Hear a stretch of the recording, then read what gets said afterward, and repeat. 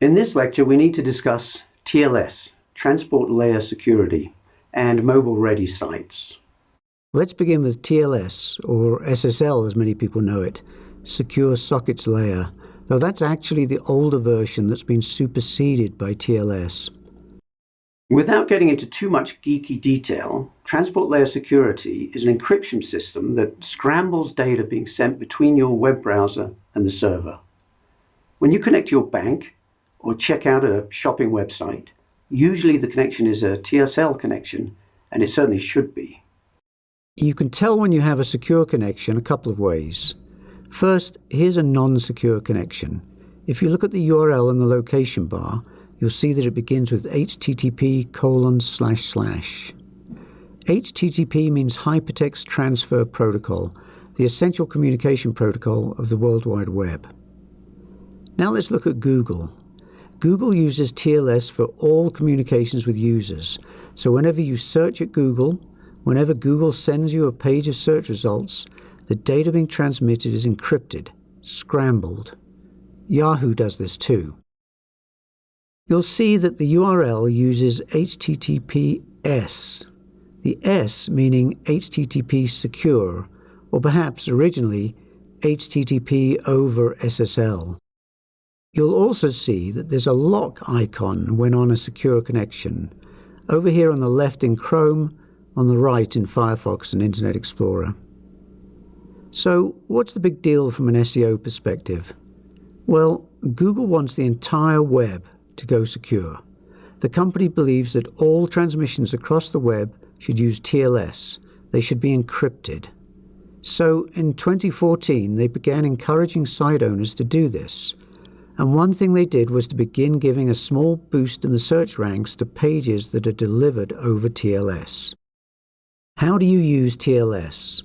All you need to do is install what is most commonly known, ironically, as an SSL certificate, sometimes as an SSL/TLS certificate, and only occasionally as a TLS certificate. You should probably search for SSL certificate. The term SSL is so ingrained that few people understand that the security system is no longer SSL. For every person searching for a TLS certificate, more than 600 search for SSL certificate.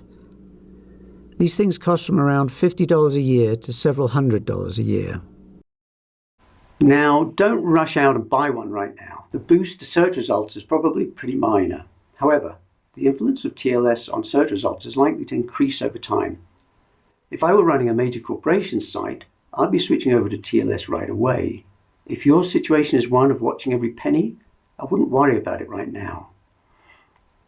I would think hard about mobile sites though. A huge proportion of searches are now carried out from mobile devices. From laptops and tablets, of course, but more importantly from smartphones. Google looks at searches to figure out what kind of device they're coming from, and if the device is a small mobile device, generally a smartphone, Google will give higher weight to sites that are mobile friendly, sites that will display well on that device. Now, you're probably thinking, well, few people coming to my site are using mobile devices, it's okay, but you're almost certainly wrong.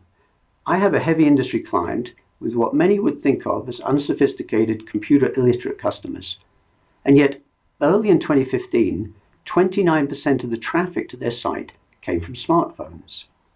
Other sites are reporting much higher figures, and the numbers are rapidly increasing. So whatever business you're in, if your site isn't mobile friendly, it will not perform as well as it might for a significant portion of searches. And you're not just worried about Google.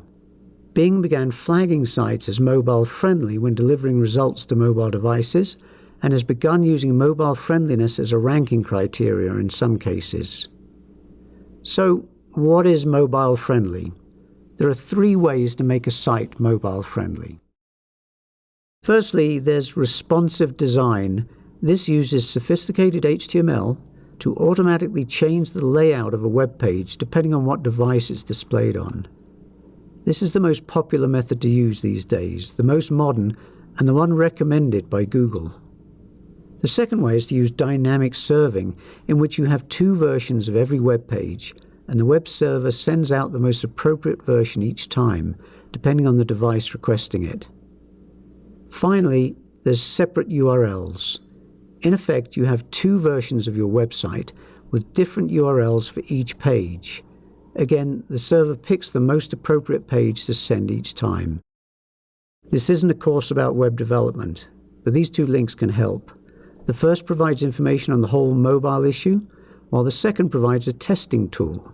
You can enter a URL and see if the page that comes back is mobile friendly.